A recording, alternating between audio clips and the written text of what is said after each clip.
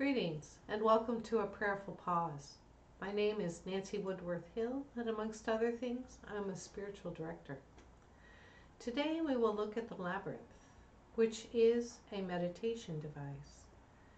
Labyrinths come in many sizes. I have a few here on a printed piece of paper, called a finger labyrinth.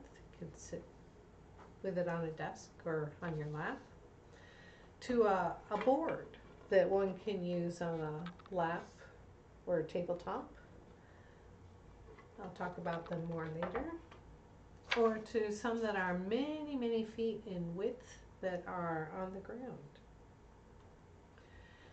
As a meditation device, the Labyrinth supports the mind-body-spirit integration. It invites the quieting of the mind with a focus in the present moment, providing space for self-discovery. There are many ways to engage with the Labyrinth. You can walk to pray, to be mindful, for spiritual growth, for clarity, to grieve, to celebrate, to explore, to connect, to be at peace, to calm anxiety, or just to have a nice walk. Here's a few facts about labyrinths. They're found in many human cultures, and some are over 3,000 years old. Labyrinths are distinct from mazes because they have only one path in. There are no dead ends as in a maze. This is what assists the meditation process because your mind doesn't need to make any decisions. And they're called mazes in England. What is important to remember is that the labyrinth, like the proverb about never being able to step into the same river twice, will be different, a different experience each time you use it. Some say that the labyrinth will give you what you need, and I have experienced this. I have had profound spiritual experiences, as well as very nice walks and things in between. Key to engaging a labyrinth is being open to the moment and leaving expectations behind. There are many books and articles available about working with a labyrinth.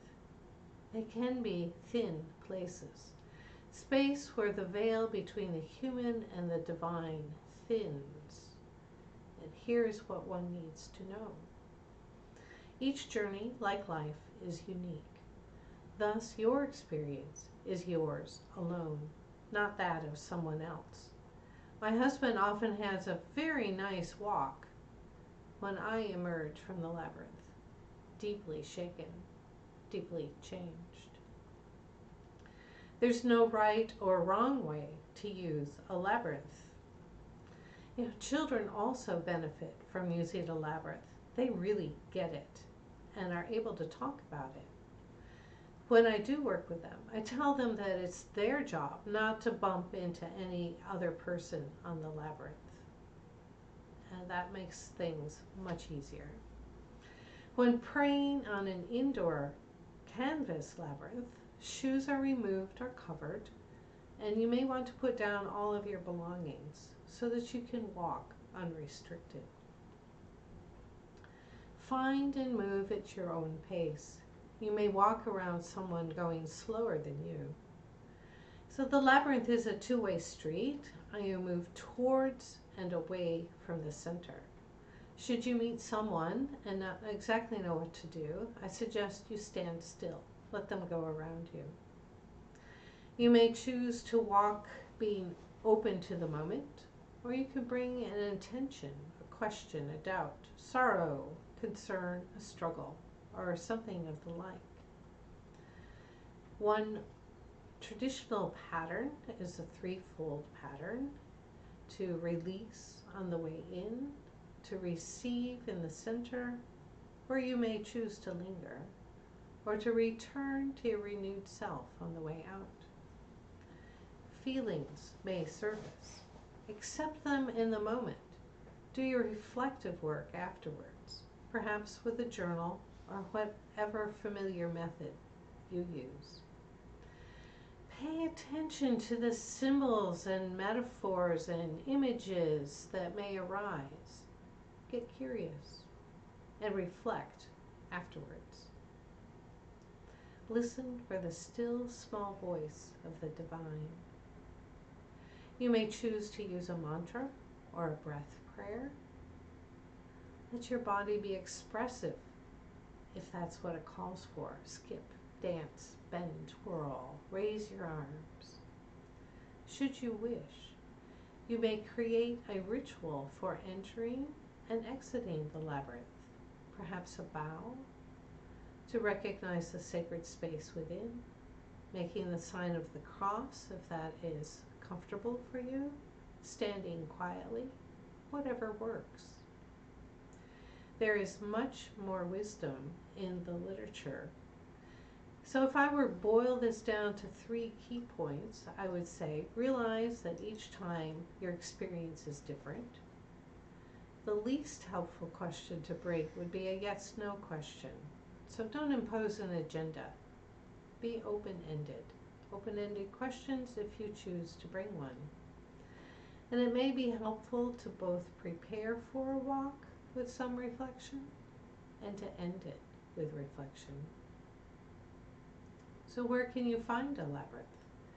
There's a website, Worldwide Labyrinth Locator. That's the Worldwide Labyrinth Locator. You can just Google that, and then you'll be asked to input a country, state, city, zip code, those kinds of things. I will attach some simple drawings of labyrinths onto Lawrencefield's Facebook site that you can download. There'll be PDFs and print if you'd like to use them as a finger labyrinth. Outdoor labyrinths are often found on church grounds as well as in communities. I came across a delightful one in Ely, Nevada. Indoor labyrinths may be set into the floor, as well as portable canvas ones which were set on the floor. And these are usually in churches, often publicly open around the time of Advent, so that's generally in the month of December, and before Easter, which is in March or April, during Lent. There are other times as well. If you're a first-time user and you find yourself wavering at the edge of a very large labyrinth, you may consider, if they have available a finger labyrinth, to trace the pattern so you could be comfortable with the idea of where this labyrinth is going. There are many classic designs.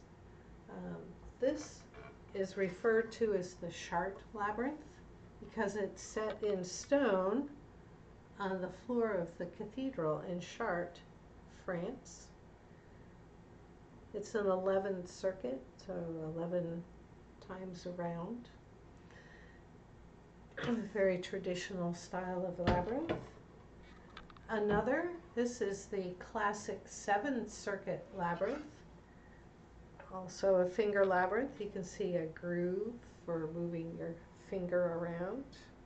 You can try your non-dominant hand and different fingers if you wish to do something a little different. This is an ancient design that's found worldwide. Cretan coins, ancient Cretan coins, and carved into the rocks in the deserts of America.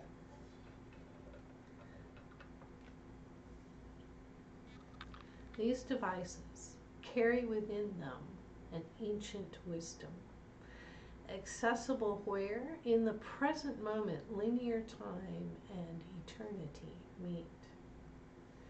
May your encounter with the labyrinth be a blessing, a call to life to you. Go in peace.